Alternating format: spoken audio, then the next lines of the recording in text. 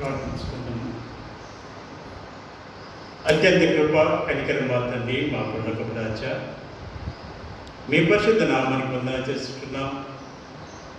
నీ బిడ్డమైన మమ్మలను మితవారమంతయు కాపాడి సంరక్షించి మరొక ఆదివారం ప్రభు మీ యొక్క వాక్యాన్ని మేము ధ్యానించుటకును, మరి విశేషంగా మీ సన్నిధిలో ప్రార్థించుటకు మీరు ఇచ్చినటువంటి ఈ కృప ఆశీర్వాదాలను బట్టి ప్రత్యేకంగా మీకు వందనం చేస్తున్నాం.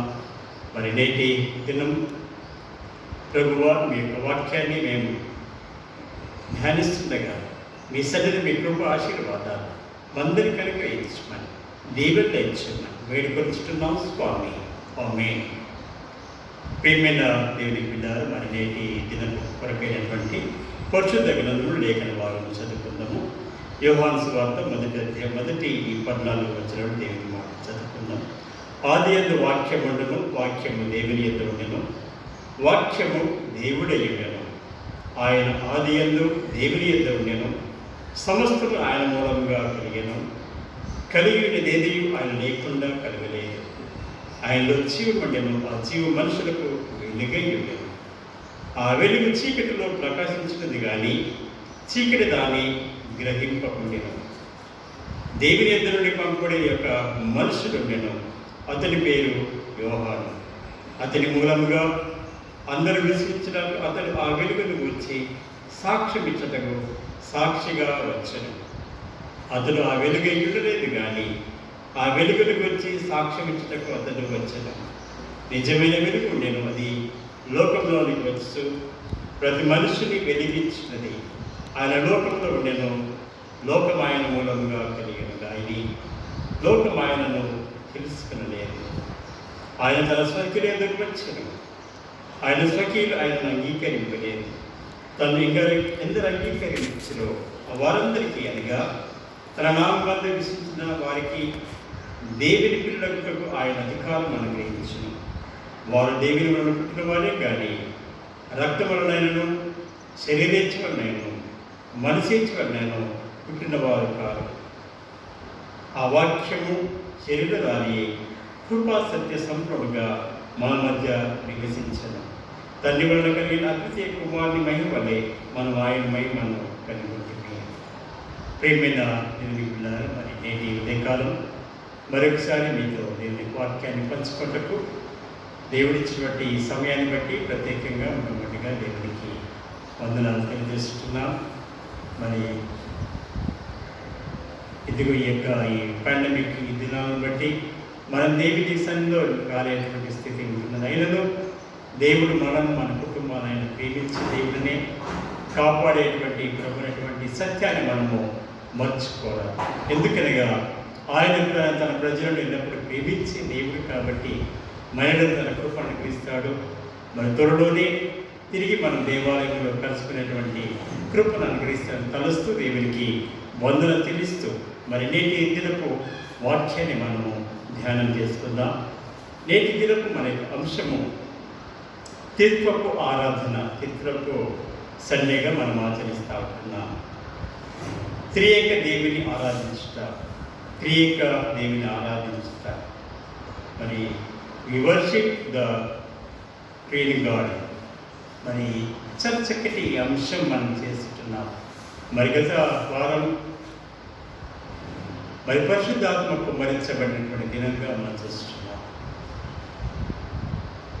మరి నేటి సమయంలో మరి ఈ యొక్క సమయంలో ఈ త్రిత్వపు ఆరాధనలను చేయడానికి లేదా త్రిత్వాన్ని గురించి తలచడానికి అనేక గొప్ప కారణాలు మనం చూడవచ్చు. మరి త్రిత్వం అనేటువంటి మాట మరి పరిశుద్ధ గ్రంథంలో మనకి ఇక్కడ కనబడదు, కానీ ఆయా సందర్భాల్లో ఆయా విధాలుగా ఈ త్రిత్వం అనేటువంటి సందర్భాల్లో మనము చూడవచ్చు.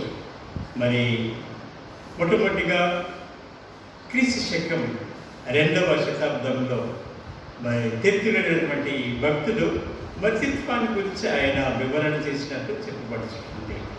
మరి 4వ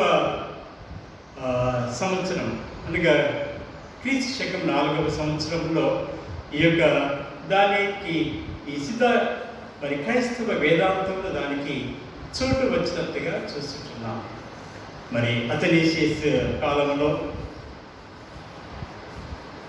క్రీస్తు 325వ సంవత్సరంలో నైసియా మహాసభలో మరి దాన్ని ఒక ప్రమాణంగా దాన్ని ఏర్పాటు చేసి అందుకనికి మనము నైసియా విశ్వాస ప్రమాణాన్ని మనము చేస్తాం. కాబట్టి దీనికి అనేక నిరూపణలు బైబిల్లో మనం చూడవచ్చు. మొట్టమొదటిగా ఆదికాండం 18వ అధ్యాయం ఈ 12 వచనంలో అక్కడ అబ్రహాముకు దేవుడు కనబడినటువంటి దృశ్యం, అక్కడ అబ్రహాము దేవుని చూడగానే అనగా అక్కడ 3 వ్యక్తులు కనబడినటువంటి సందర్భం చూస్తున్నాం. 18 మొదటి వచనం, అతను కళ్ళెత్తి చూచినప్పుడు 3 మనుషులు అతని ఎదుట నిలిచి ఉండేది. అతను వారిని చూచి గుడారము వాటి నుండి వారిని ఎదుర్కొని పరిగెత్తుకొని నేలమట్టుకు వంగి, ప్రభువా నీ కటాక్షము నా మీద ఉండేలా ఇప్పుడు నీ దాసుని దాటిపోవద్దు. మరి ఇక్కడ ప్రభువులో అనే పదం వాడను. ప్రభువా మరి 3 వ్యక్తులు కనబడుచుతున్నారు. అక్కడ ఆయన మోకరించడం సందర్భం. ఇది మొదటి దృష్టాంతం. ఇంకా అనేక విషయాలు మనము చూడవచ్చు. ఇంకా చూసినట్లయితే యోవేలు గ్రంథం 2వ అధ్యాయం 18వ వచనంలో 28వ వచనంలో, ఇదిగో నేను మీరు కుమారులపై కుమార్తెలపై నేను పరిశుద్ధాత్మను కుమ్మరిసని బట్టి ఆ వాగ్దానం దాంట్లో మనం చూస్తాం. కాబట్టి పరిశుద్ధాత్మ అదే రీతిగా యేసు ప్రభు తన కుమారుడిగా ఈ లోకానికి ఆయన అవసరమైనటువంటి మాటలను ఇదిగో మరి పరిశుద్ధ లేఖంలో యెషయా గ్రంథం 9వ అధ్యాయంలోనూ మనం చూడవచ్చు. ఆయన కుమారుడిగా ఈ లోకంలో అవతరిస్తాడు. మరి కుమారుని ముద్దు పెట్టుకున్నటువంటి మాట. ఈ విధంగా మరి ఈ యొక్క త్రిత్వం అనేటువంటి భావనను మనం చూడవచ్చు. అయితే మరి త్రిత్వాన్ని గురించి మాట చూసినట్టు ఈరోజు బైబిల్ పాఠాల్లో ఆదికాండం పాత నిబంధన పాఠం 1వ అధ్యాయం ఈ 28 వచనాల్లో సృష్టికర్త అయినటువంటి దేవుడు ఆయన ఒకడే అనేటువంటి సత్యాన్ని మనము గుర్తించవచ్చు. అవును, మరి ఆదియందు ఆయన సృష్టి నిర్మాణంలో ఆయన ఉన్నాడు కాబట్టి ఆయన తండ్రి అయిన దేవుడిగా ఆయన సృష్టిని ఆయన చేస్తున్నాడు. ఇక్కడ 3 వ్యక్తులను మనం చూడవచ్చు. దీంట్లో అక్కడ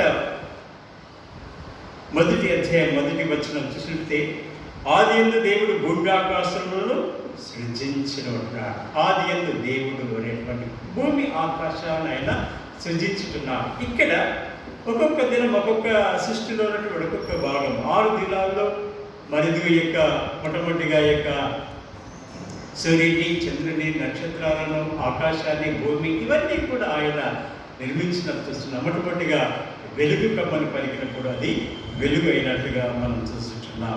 మరి ఈ విధంగా దేవుడు సృష్టించినటువంటి జీవరాశులు, ప్రాణులు, సమస్తమైనటువంటి వాటిని ఆయన సృజించుతున్నారు. చివరిగా 6వ దినం అక్కడ ఒక చక్కటి సందేశం మనం చూడవచ్చు. 27వ వచనం, దేవుడు తన స్వరూపమందు నరులు చేసెను, దేవుని స్వరూపమందు వారు చేసెను. ఇక్కడ 26వ వచనం, దేవుడు మన స్వరూపమందు మన పోలిక చూపుకున్నాడు అన్నట్టు. మన స్వరూపమందు మన పోలిక చూపుకున్నాడు. ఇక్కడ నా స్వరూపం అనేటువంటి పదం పాడలే అనగా మానవుడిని చేసినటువంటి సందర్భంలో కూడా మనం అనేటువంటి పాదం అనగా దేవుడు ఆయన బహుళత్వం అనగా ఒకరే కాకుండా ఈ త్రిత్వం అనేటువంటి ఈ పదాలు దీనిలో దాగినటువంటి సత్యాన్ని మనం చూస్తాం. కాబట్టి మరి తండ్రి అయినటువంటి దేవుడు ఇదిగో ఆయన మరి ఇదిగో ఈ యొక్క సృష్టిలో ఆయన నిర్మాణకుడిగా ఉండి మరి సృష్టి అంతటి కూడా ఆయన నిర్మించి ఇదిగో తన ప్రజల కొరకే ఆయన ఇది ఏర్పాటు చేస్తున్నాడు. కాబట్టి మరి అలనాడు ఆయన తండ్రిగా ఉంటున్నట్టుగా మనం చూస్తున్నాం. అందుకని ఇక్కడ తండ్రి అనేటువంటి పదం యేసు ప్రభువు కూడా మరి బాప్తిస్మం ఇచ్చే సమయంలో మరి పరిశుద్ధాత్మ మరి అదే తెలిసిగా ఇదిగో నా తండ్రి నాకు ఏదైతే చెప్పుకుంటున్నాడు దాన్ని నేను నెరవేరుస్తాను అనేటువంటి మాటలు మనం చూస్తున్నాం. కాబట్టి మరి మొట్టమొదటిగా ఆయన తండ్రిగా ఈ లోకంలో ఆయన వచ్చినటువంటి సందర్భం. అందుకని ఇక్కడ యెహోవా అనేటువంటి పదం వాడినట్టుగా చూస్తున్నాం. ఉన్నాను అనేటువంటి దేవుడు, ఆయన ఉన్నాడటువంటి దేవుడు మరి ఇశ్రాయేలుకు ఆయన ఉన్నట్టు. మరి దీనికి కారణాలు అనేకంగా చూసినట్టే ఆదికాండం 3వ అధ్యాయంలో మానవుడు చేసినటువంటి ఈ యొక్క పాపాన్ని బట్టి, తప్పుని బట్టి అతడు దేవుడికి సన్నిధించదను తీసివేయబడ్డాడు. కాబట్టి మానవుని తిరిగి దేవునితో ఉన్నటువంటి సంబంధాన్ని కలిగించేటప్పటికీ ఆయన కుమారుడిగా ఆయన అవతరించవలసి వచ్చింది. ఇది దిగినటువంటి సత్యంగా మనం చూస్తున్నాం. అందుకొరకే మరి పాత నిబంధన కాలంలో అక్కడ యెహోవాగా ఆయన వారికి గుర్తించినట్టు చూస్తున్నాం. యెహోవా ఉన్నానటువంటి దేవుడు మరి ప్రభు ఇశ్రాయేలుతో కూడా ఉన్నాడు. మందసం వారి ప్రజలకు ప్రత్యక్షమైంటున్నాడు.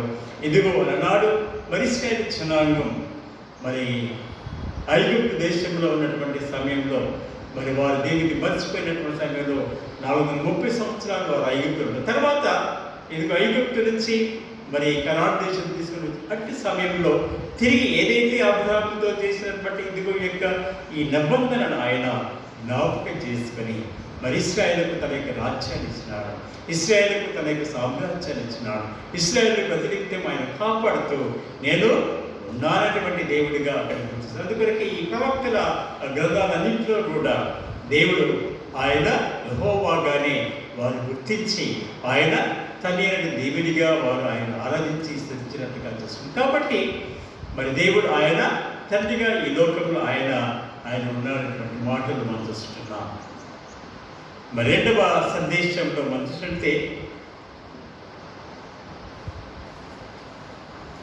యోహాను సువార్త మొదటి ఈ 18 వచనాల్లో మరి అక్కడ కుమారుడిగా అవతరించటం, కుమారుడిగా ఆయన ఈ లోకంలో రావడం, మరి ఆయన మరి కుమారుడైనటువంటి ప్రభు ఆయన ఏ విధంగా ఉన్నటువంటి మాటలు కలిసినట్టే మరి భక్తులైనటువంటి యోహాను ఆయన ఈ సృష్టి నిర్మాణం కంటే ముందే ఆయన ఉన్నటువంటి విషయాన్ని మరొకసారి ఆయన వివరించడం చేస్తున్నాడు.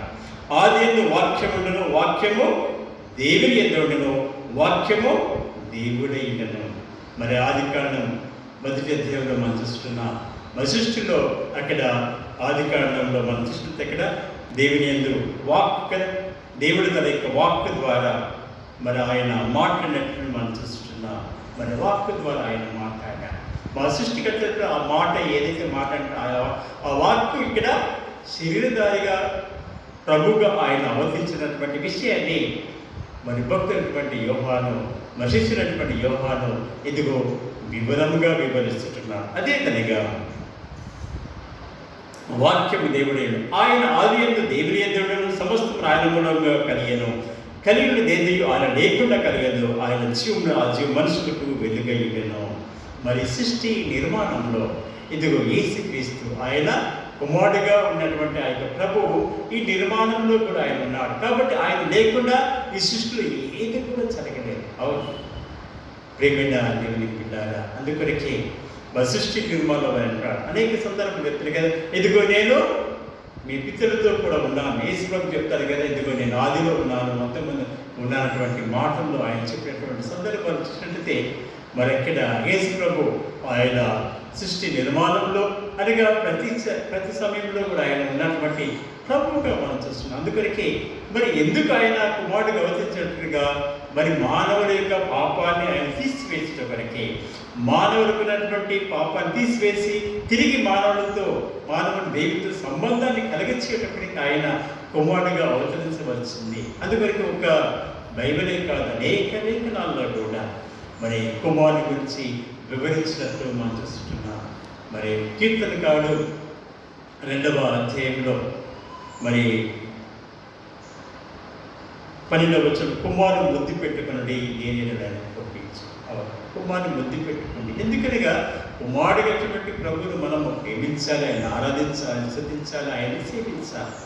మరి ఇది ఎక్కడ చెప్తున్నాడు? ఇక్కడ మరి కుమారుడు చెప్పినట్టయితే మరి ఆయనలో జీవమును ఆ మనుషులకు వెలుగై నేను, మరి ఆయనలో ఉన్నటువంటి జీవము ఈ ప్రపంచానికి వెలుగు. అందుకని యేసు ప్రభు ఈ లోకానికి వచ్చినటువంటి సందర్భాలు చెప్పిన మాట, నేను లోకానికి వెలుగుని అంటాడు, నేను లోకానికి జీవాన్ని అంటాడు. అవును ప్రేమైన దేవుని బిడ్డారా, ఆయన వెలుగుగా లోకానికి జీవముగా ఈ లోకానికి ఆయన వచ్చి ఇదిగో ప్రజలందరిలో కూడా వెలుగును ప్రసాదించినటువంటి ప్రభువుగా మనం చూస్తున్నాం. మరి దీని గురించి మరి ఇక్కడ మరి ఈ వెలుగు ఏమైనట్టుగా యేసుక్రీస్తు ఈ లోకంలో ఆయన కుమారుడిగా మనుషుల మధ్యకు వచ్చిన కానీ మనుషులు ఆయనను గుర్తించలేకపోయినటువంటి విషయాన్ని యోహాను భక్తుడు మొదటి అధ్యాయంలోనే ఇక్కడ వివరిస్తున్నాడు. 9వ వచనం, నిజమైన వెలుగు అది లోకంలో వచ్చి ప్రతి మనుషుని వెలుగుతున్నది, ఆయన లోకంలో ఉండేను, లోకం ఆయన మనం కలిగాను కానీ లోకం ఆయనను తెలుసుకునలేదు. అవును ప్రియమైన దేవుని బిడ్డ, యేసు ప్రభు ఈ లోకంలో ఆయన కుమారుడిగా అవతరించినాడు. మరి ఆయన కుమారుడిగా ఈ లోకాన్ని జీవించాడు. కానీ లోకమైనను తెలుసుకోలేదు, ఆయనను అంగీకరించలేకపోయినట్టుగా చూస్తున్నాం. అవును, మరి ఆయన ద్వారా కలిగేటువంటి గొప్ప కార్యాలు మరి ఇక్కడ ఒక మాట చెప్తాడు. తను ఎందరు అంగీకరించిన వారికి అందరికీ అనగా ఆయన నామమున విశ్వసించిన వారికి దేవుని పిల్లలకు ఆయనకు అధికారం అనుగ్రహించు. ఇక్కడ యేసు ప్రభు గురించి ఇక్కడ యోహాను చెప్పినట్టుగా ఎవరైతే ఆయన అంగీకరిస్తున్న వారు ఆయన బిడ్డలుగా ఉండేటువంటి అధికారం. అవును, అందుకని ఒక పాట పాడతాం, యేసుడు మా అన్న కాడ, తర్వాత యెహోవా మా తండ్రి కాడ అనేటువంటి పాట. ఆయన తండ్రిగా, ఆయన కుమారుడిగా మన మధ్యలోనికి మనకు ఆయన సహోదరుడిగా ఆయన వచ్చినట్టుగా మనం చూస్తున్నాం. కాబట్టి ప్రేమైన బిడ్డారా, యేసు ప్రభు యొక్క ఎవరైతే విశ్వసిస్తున్నారో, ఆయన నమ్మకం వస్తున్నారో వారు ఆయన బిడ్డలుగా ఉండేటువంటి ఆధిక్యత. ఇక్కడ మళ్ళీ యోహాను భక్తులు 14 వచ్చంలో ఆ వాక్యము శరీరదాయే కృపా సత్య సంపూర్ణంగా మన మధ్య, ఆ వాక్యము ఏదైతే సృష్టి నిర్మాణమైనటువంటి ఆ వాక్యం, మరి వాక్యం ఏమైనా ఇక్కడ శరీరధారిగా ఉన్నాడు. ఆ వాక్యే ఒక శరీరానిగా అవతరించి ఇదిగో మానవుల మధ్య ఆయన నిలబడి ఉన్నటువంటి విషయాన్ని ఇక్కడ చేస్తున్నాడు. మరి తండ్రి వాళ్ళ దగ్గర అతిథి కుమారుని వలె మనం ఆయన మహిమ వలె మనం ఆయన మహిమను పండుకుంటుంది. మరి తండ్రి అయిన దేవుని మహిమను ఏ విధంగా ఉంటుంది, ఆయనను మనము మరి ఇదిగో క్రీస్తులో మనము కనుగొన్నాం. చివరిగా అక్కడ అంటా ఉంటాడు 18వ వచనంలో, ధర్మశాస్త్రం మోసే ద్వారా అనుగ్రహించబడిన కృపయు సత్యమును యేసుక్రీస్తు ద్వారా అనుగ్రహించాడు. మరి ధర్మశాస్త్రము ఎందుకు మోసే ద్వారా ఏ విధంగా ఇచ్చినాడో, మరి కృప సత్యం అనగా కరుణ, దయ అనగా దేవుడు తన బిడ్డలను ఎల్లప్పుడు ఆయన ప్రేమించి కాపాడి సంరక్షించే దేవుడి సత్యం ఇదిగో ఈ యొక్క యేసుక్రీస్తు ద్వారా అనేది రుజువు చేయబడ్డది, అది వివరించబడినటువంటి సత్యాన్ని చూస్తున్నాం. మరి ఎవడైనా ఎప్పుడైనా దేవుని చూడలేదు, తండ్రిలో మనను అదృశ్య కుమారుడే ఆయనను బయలుపరిచెను. మరి తండ్రిలో మనటువంటి అదృశ్య కుమారుడే మరి ఆయన బయలుపరిచిన. కాబట్టి ప్రేమైన దేవుని బిడ్డారా, మరి తండ్రి రొమ్మనటువంటి అదృశ్య కుమారుడు అనగా యేసుక్రీస్తు మరి ఆయన చనిపోయిన తర్వాత ఆయన లేచి మరి ఆయన తండ్రి కుడి పార్శ్వమునకు ఉండకు తీసుకొని పడినటువంటి మాటలు పరిశుద్ధ లేఖనంలో మనకు అనేక సందర్భాల్లో వివరించబడ్డాయి. కాబట్టి అక్కడ మరి తండ్రి కుడి పార్శ్వమున ఆయన కూర్చున్నాడు. కాబట్టి మరి తీర్పు తీర్చే అధికారము ఆయనకు మాత్రమే ఇవ్వబడి. కాబట్టి అందుకొరకే ఎవరైతే ఈ లోకంలో కుమారుని తన రక్షకునిగా ప్రభుగా విశ్వసిస్తున్నారో వారు దేవుని పిల్లలకు అధికారం ఇస్తున్నాడు. అంత మాత్రం కాకుండా మరణం నుంచి వారు తప్పించి వారు నిత్య జీవాన్ని పొందేటువంటి ఆధిక్యత. కాబట్టి మరి కుమారుని మనము ప్రేమించాలి, ఆయనను అనుసరించాలి, ఆయన విస్తరించాలి, ఆయన సేవించాలి. ఎందుకనగా ఆ దేవుడే మరి కుమారుడిగా ఈ లోకంలో ఆయన వచ్చి ఆయన ఉన్నాడు. అందుకని ఇక్కడ మరి కుమారునికి ఇక్కడ ప్రాధాన్యత అందిస్తున్నాం. అవును ప్రియమైన దేవుని బిడ్డారా, యేసు ప్రభు బాప్సం పొందినటువంటి సమయంలో, తర్వాత ఆయన రూపాంతరం పొందినటువంటి సమయంలో, మరి పరిశుద్ధాత్మ కుమ్మరించినటువంటి ఆ సమయంలో మరెక్కడ ఎదుగో ఈయన నా యొక్క కుమారుడు, నేను ఈయనందు ఆనందిస్తున్నటువంటి మాటల్లో మరి తండ్రి అయినటువంటి దేవుడు పరిగెట్టుగా చూస్తున్నాడు. ఈయన నా కుమారుడు. అవును, మరి తన దేవుడు మరి క్రీస్తును లోకానికి చూపిస్తూ అది ఇక్కడ ఎప్పుడైతే ఆయన బాప్సం పొందినటువంటి సమయంలో ఈయన నాకు కుమారుడటువంటి ఆ దృష్టిని అక్కడ తెలియజేసినాడు. కాబట్టి ప్రేమిన దేవుని బిడ్డారా, మనమును క్రీస్తుని విశ్వాసం, క్రీస్తుని నమ్మకం కలిగి ఉండకు మనం సిద్ధపడదాం. ఎందుకనగా ఆయన కుమారుడుగా ఈ లోకానికి ఆయన అవతరించినాడు. ఆయన కుమారుడుగా ఈ లోకానికి వచ్చి మరి ఎదుగు తన యొక్క ఉద్దేశం ఏదనగా మానవాళి పాపం ఉన్నటువంటి ఇదిగో ఆ మానవుని రక్షించడం కొరకే ఆయన మరి తిరిగి ఆయన చనిపోయినాడు. అందుకొరకే లేఖనాల్లో మనం చూస్తే మరి ఇంకా సృష్టికర్తైనటువంటి దేవుడు మరి ప్రజల కొరకే ఆయన చనిపోతేనే ప్రజలకు విమోచన, ప్రజలకు రక్షణ కలుగుతున్నటువంటి మాటలు మనం చూడవచ్చు.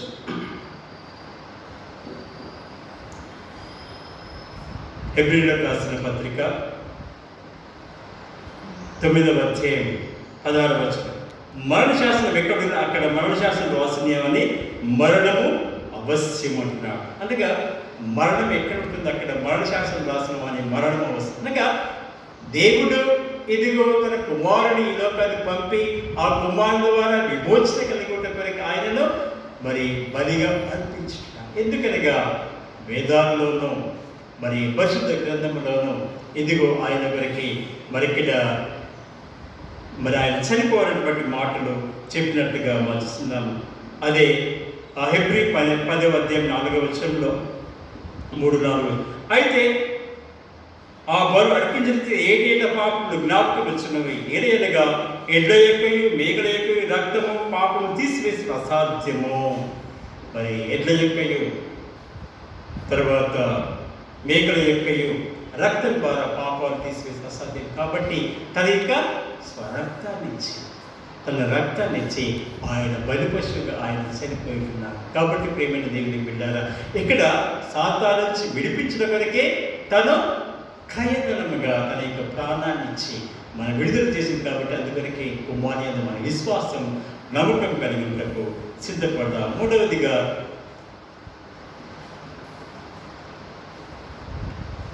కొరింథీయులకు రాసిన పత్రిక 13వ అధ్యాయం 11 నుంచి 14 వచనాల్లో మొట్టమొదటిగా ఈ యొక్క అత్యుత్తమైనటువంటి భావాన్ని గురించి ఆ రాసి ఇక్కడ పరిశుద్ధాత్మ గురించి రాస్తూ ఉంటాడు. అదే రీతిగా మరి పరిశుద్ధాత్మ గురించి మాటల్లో యేసు ప్రభు తాను శిష్యులకు ఇచ్చినటువంటి ఆజ్ఞలు మనం ఒకసారి చూద్దాం. మరి పరిశుద్ధాత్మ ఏ విధంగా అక్కడ వచ్చినాడు. యోబు దానికంటే ముందు యోవేలు గ్రంథం 2వ అధ్యాయం 28 వచనంలో, తర్వాత నేను సర్వజనుల మీద నా ఆత్మను కుమ్మరింతును, మీ కుమారులు మీ కుమార్తెలు ప్రవచనం చెప్పెదరు, మీ ముసలి వారు కలలు కందరు, మీ యవ్వనులు దర్శనం చూపుతారు. మరి ఇక్కడ ఈ ప్రవచనం అనేది నెరవేర్చబడ్డట్టుగా చూసుకున్నాను. ఎప్పుడు గత ఆదివారం మరి ఇది పరిశుద్ధాత్మ ఎప్పుడైతే కుమ్మరించబడ్డదో ఆ ప్రవచనం నెరవేర్చబడ్డది. అదే రీతిగా యోహాను సువార్తలో యేసు ప్రభు చెప్పినటువంటి మాటల్లో, ఇదిగో నేను తండ్రి దగ్గరికి వెళ్తున్నాను గత మీతోటి ఎల్లకుంట కొరకి ఆయన ఆదరణకర్త నేను పంపబోచున్నాను. మరి సత్య స్వరూపైనటువంటి ఆత్మ మీ మధ్యకు వస్తున్నటువంటి మాట చెప్తున్నాను. ఇదిగో ఈ పరిశుద్ధాత్మ ఏంటిదనగా, మరి పరిశుద్ధాత్మ దేవుడు ఇదిగో ఆయన ప్రజలతో ప్రజల హృదయాల్లో ఉంటున్నాడు, ప్రజల మనసులో ఉంటున్నాడు, ప్రజల హృదయాల్లో పరివర్తన చేస్తున్నాడు, ప్రజలతో కూడా ఉండి దీవిస్తున్నటువంటి సత్యాన్ని మనం చూడవచ్చు. కాబట్టి మరి అన్నాడు ఇశ్రాయేలు మరి ఏ విధంగా దేవుడు నడిపించున్నాడో, ఇదిగో ఇక్కడ పరిశుద్ధాత్మ ద్వారా దేవుడు మనం ప్రతినిత్యం ఆయన నడిపిస్తున్నాడు. ఆపదలు ఉన్నప్పుడు, కష్టం ఉన్నప్పుడు, సమస్యలు ఉన్నప్పుడు, ఇబ్బందులు ఉన్నటువంటి అట్టి సమయంలో ఇదిగో పరిశుద్ధాత్మ దేవుడు మనం ప్రార్థించగా ఆయన మనతో ఉన్నాడు. అంత మాత్రం కాకుండా ఆయన మన హృదయాల్లో ఉండి మన ప్రతి క్షణం ఆయన కాపాడుతాడు. కాబట్టి ప్రేమిన దేవునికి బిడ్డారా, మరి అపోస్తలుడైన పౌలు అందుకని అంటూ ఉంటాడు, మీ యొక్క శరీరం దేవుని యొక్క ఆలయం అని మీరు ఎదగరా అంటాడు. అవును, మన శరీరం ఆయన ఆలయం. కాబట్టి ఈ శరీరం అనేటువంటి ఆలయంలో ఆయన నివసిస్తూ ఇదిగో మనలో ప్రతినిత్యమైన బలపరుస్తూ మనకు ఒక గొప్ప జీవితాన్ని ప్రసాదించేటువంటి ప్రభు. అందువరకే మరి ఇక్కడ యేసు ప్రభు ఆయన చెప్పినటువంటి మాటలటువంటి సత్యం మీదనగా ఒక్కసారి మనం మత్తయి సువార్త 28వ అధ్యాయంలో 19, కాబట్టి వేరు వేరు సమస్యలు శిష్యులుగా చేరి తండ్రి యొక్క కుమారు యొక్క పరిశుద్ధాత్మ యొక్క నామములోనికి వారికి బాప్తిస్మయుడి. మరి ఇక్కడ యేసు ప్రభు ఆయన చనిపోయి పుడతానే లేచి తర్వాత శిష్యులకు కలిగినటువంటి ఈ దర్శనంలో ఆయన చెప్పేటువంటి మాటలుగా మీరు తండ్రి యొక్క కుమారు యొక్క పరిశుద్ధాత్మ నామములోనికి బాప్తిస్తాం. మరి తండ్రి కుమారు పరిశుద్ధాత్మ నామంలో వారికి బాప్తిసం ఇయ్యనటువంటి మాటలు. అదే రీతిగా నేను ఏది వాక్యాన్ని చెప్పిన దాన్ని ప్రజలకు వివరించండి, ప్రజలకు తెలియచేయని చెప్పినట్లుగా మనం. కాబట్టి అందుకనికి ఈ పరిశుద్ధాత్మ దేవుడు ఒక వ్యక్తిగా మనం చూస్తున్నాం, ఆయన వచ్చినట్లుగా చూస్తాం. ఇక్కడ మరి ఈ సమయంలో కొరింథీయులకు రాసిన 2వ పత్రికలో 13వ అధ్యాయంలో అక్కడ వచ్చింది, తుదకు సహోదరులారా సంతోషించుడి, సంపూర్ణయుడి, ఆదరణ కలిగినుడి, ఏక మనస్సు గలవారి, సమాధానముగా ఉండి, ప్రేమ సమాధానకర్తకు దేవుడి మీకు తోడయుండును. మరి ఇక్కడ చక్కటి ఈ దీవెన ఈ 11, 12, 13 వచ్చిన ఈ 14 వచనాల్లో దీవెనతో కూడినటువంటి దేవుని యొక్క సన్నిధి ఏ విధంగా ఉంటుంది. మరి ఆత్మపూర్ణై ఉండండి. మరి ఆయన మీతో కూడా మనతో కూడా ఆయన ఉంటాడు, ఆయన మనల్ని కాపాడుతున్నటువంటి అసత్యాన్ని ఇదిగో మరి పౌలు భక్తుడు ఆయన వివరించినట్టు చూస్తున్నా. అంత మాత్రం కాకుండా 13-14 వచనంలో పరిశుద్ధులందరూ మీకు వందలు చెప్తున్నారు. ప్రభు అయిన యేసుక్రీస్తు యొక్క కృపయు దేవుని యొక్క ప్రేమయు పరిశుద్ధాత్మ సహవాసం మీకు తోడై ఉండను. ఈ దీవెనలో ఈ తిత్వాన్ని అక్కడ వాడినట్టు చూస్తున్నా. మరి ముగ్గురు కదా, మరి ప్రభు అయిన యేసుక్రీస్తు కృప, దేవుని యొక్క ప్రేమ, తండ్రి అయిన దేవుని యొక్క ప్రేమ, పరిశుద్ధాత్మ యొక్క సహవాసం మరి ముగ్గురుగా ఉన్నట్టుగా మనం చూస్తున్నాం. కాబట్టి ప్రేమైన దేవునికి బిడ్డారా, ముగ్గురైనటువంటి వ్యక్తులలో మనం ఇక్కడ మనం చూస్తుంది. కాబట్టి ప్రేమైన దేవునికి బిడ్డారా, దేవుని విశ్వాసం నమ్మకం కలిగి ఉంటకు మంచిది. కాబట్టి ఇక్కడ చిత్తంగా ఆయన వచ్చుతున్నారు. అందుకనికే నైసియా మహాసభలో మరి అక్కడ ముగ్గురు వ్యక్తులుగా ఆయన గుర్తించుతున్నారు. మొట్టమొదటిగా ఆయన ఒక వ్యక్తిని కాదు, ఆయన ముగ్గురు ఒకటి అయినటువంటి మాటలు మనం చూస్తున్నాం. ఆయన ఆది తండ్రిగాను, తర్వాత కుమారుడిగాను, తర్వాత అంతమాత్రమే కాకుండా ఆయన మనకు పరిశుద్ధాత్మ ద్వారా నేటి దినాల్లో మనతో ఉంటున్నాడు. మరి అటువంటి ప్రభు యందు మన విశ్వాసం నమ్మకం కలిగి జీవించడం సిద్ధపడ్డాం. మరి సిద్ధమైనటువంటి ప్రభు ఆయన ముగ్గురు ఒకటే అయినటువంటి దేవుడు, తండ్రి కుమారుడు పరిశుద్ధాత్మ ఒకటే అయినటువంటి ఆ ప్రభు యందు మన విశ్వాసం ఉంచినట్లయితే, మరి ప్రభువులో మనం నడిచినట్లయితే ఆయన మనతో కూడా ఉండేటువంటి దేవుడు. ఆది అందు ఆయన తండ్రిగాను, మరి కుమారుడుగాను, పరిశుద్ధాత్మ దేవుడిగా నేటి దినాలు మనతో ఉండి నడిపిస్తున్నాడు. అటువంటి గొప్ప కృప దీవెనలు మనకును మన కుటుంబాలకు ప్రభుని గురించి కాక ప్రార్థించుకుందాము. ప్రేమను తండ్రి, కృపగల మా రక్షక, మరి నేటి దినం ఈ తిరుతొప్పు ఆదివారాన్ని మేము ఆచరిస్తున్నాము. అలాడు ప్రభు, మీరు తండ్రిగా ఈ లోకంలో ఉంటున్నారు, కుమారుడిగా ఈ లోకంలో అవతరించినారు, మరి పరిశుద్ధాత్మ దేవునిగా మా మధ్యలో వచ్చినారు. కాబట్టి మృతిత్వమైనటువంటి ఈ సత్యాన్ని మరి అన్నాడు భక్తులు వివరించుతున్నారు. మరి మిమ్మల్ని మేము గౌరవించే వారిగా, సేవించే వారంగా, ఆరాధించే వారిగా ఉంటారు. మమ్మల్ని మీరు కాపాడమని, మీ రక్షణ మాకు, మా కుటుంబాలకు ఇచ్చండి. ఇదిగో నేటి దినాల్లో ఈ కరోనా వైరస్ ద్వారా అనేక కుటుంబాలు చిన్నాభిన్నమైంచుతున్నారు. ఇటు సమయంలో ప్రభా, ఇదిగో మా సంఘాన్ని మీరు దృష్టించండి, కాపాడండి. సంఘులు ప్రతి కుటుంబాన్ని దీవించండి. చిన్న బిడ్డలు మొదలుకొని పెద్దవారి వరకు ప్రతి వారు కూడా మీరు దీవించండి. ఎవరికి ఎటువంటి ఆనష్టం కలగకుండా మీరు సహాయం దయచేయండి. ఉద్యోగం చేసి బిడ్డలకు మీరు తోడు దయచేయండి. మరి పనిలో ఉన్నటువంటి వారికి మీరు సహాయం దయచేయండి. మరి చిన్న బిడ్డలు, యవనస్తులను, స్త్రీలమైతే వారిని, పెద్దలను ప్రతి ఒక్కరు కూడా మీరే దీవించి మంచుతున్నాం. మా సంఘంలో ఎవరికి ఎటువంటి ఆనష్టం కలగకుండా ప్రతి క్షణం సహాయం దయచేయండి. ఇదిగో మా యొక్క ప్రాంతంలోనూ, మా యొక్క రాష్ట్రంలోనూ, మా దేశంలో, ప్రపంచమంతటా అది తగ్గుముట్టను బట్టి మేరమందరం మేము మరొకసారి ఇదిగో నిసన్నుడికి వచ్చి నేను ఆరాధించే కృప ఆశీర్వాదాలు మందరికి అనుగ్రహించి దీవించమని, కాపుదల తెచ్చేయమని మా ప్రభుని యేసుక్రీస్తును అడిగి వేడుకొచ్చుతున్నాం స్వామి. ఆమేన్. మన ప్రభుని యేసుక్రీస్తు కృపయే, తల్లిదండ్రులుగా ప్రేమయ్యి, పరిశుద్ధాత్మ సొంత దేవుడు అది సరైన కాపుదల మనకు సగం ఎప్పుడు సదాకాలం తోడి జడులు కాక. ఆమేన్.